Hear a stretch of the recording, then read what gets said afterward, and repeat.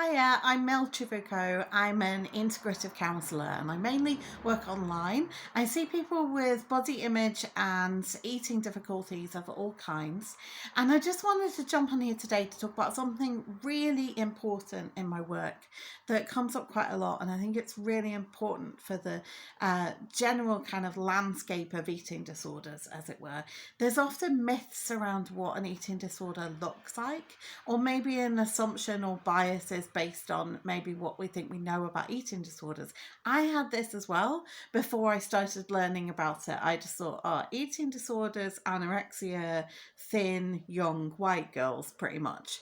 And that's just absolutely not the case. I mean, it is the case that those people do struggle with it, but eating disorders and disordered eating is so much broader than that. And the reason that this is really, really important is that I think it stops a lot of people being able to access help. So I think some people think, well, I don't really have a problem with food because I see those people over there with really serious anorexia, so I can't have a problem with food because that's what that looks like. And this is actually just causing people to minimize their own problems, or maybe dismiss themselves, or maybe think, I don't deserve to get any help. And there's also the sense that maybe this is embarrassing or shallow, or it's to do with vanity. None of this is the case. This is all a complete myth. So it's really important for you to know, for people to know, that actually people with eating disorders who are underweight are a very small percentage. It's really like 6 or 7%. There's a couple of different things I've seen in the research, but it's like a small percentage of 6 or 7% of people are underweight with eating disorders. It's a really small amount of people that are underweight. Everybody else is just normal, healthy range of BMI, and or above that, or in larger bodies as well. And I think that this is where things like assumptions based on weight come into it as well. Because we think, oh, somebody in a larger body, well, they can't have an eating disorder unless maybe it's binge eating.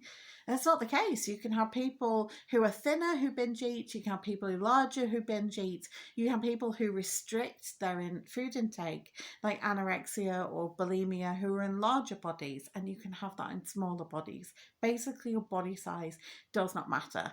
And I know we see a lot of things from the eating disorder charity saying eating disorders don't have a look, but this is what we really mean when it comes to it. And this is why it's so important, because we need everyone to know that actually you can be in a larger body and deserve to get help with how you feel about your body image or food. A lot of people also feel that it's just down to willpower and it's maybe just their own fault because they haven't stuck to the diet enough and Diets generally don't work in the long run. They may work in the short term, but they're set up to fail. That's how they make money, right? Like, it's not actually about health. It's about diet companies making money. So, but that leads to people also blaming themselves, feeling really bad about themselves. All of this is based in just feeling bad about themselves, self-blame. Whether it's not, it's way more complicated. It's way more complex and more complicated than that. So if you're struggling with things to do with body image or food, you absolutely deserve help, no matter what your size or whether you think that it's not severe enough. It is, and I know that because I know what it's like to have lots of thoughts about food and your body and have those kind of anxieties all the time. I had that as well. It is absolutely not trivial. It is really important that you get help, and you deserve help at any size, at any point, wherever you're at. So that's why I'm so passionate about the work that I do, because I feel like, you don't need the tick boxes or the labels of having an eating disorder to have food and thoughts about food and worries about food dominating your life, or even taking up any space at all, to be honest. Like, any concerns you have about it is valid. So the take-home message from this is very much that you do not need to be thin to have an eating disorder or disordered eating or any kind of eating distress.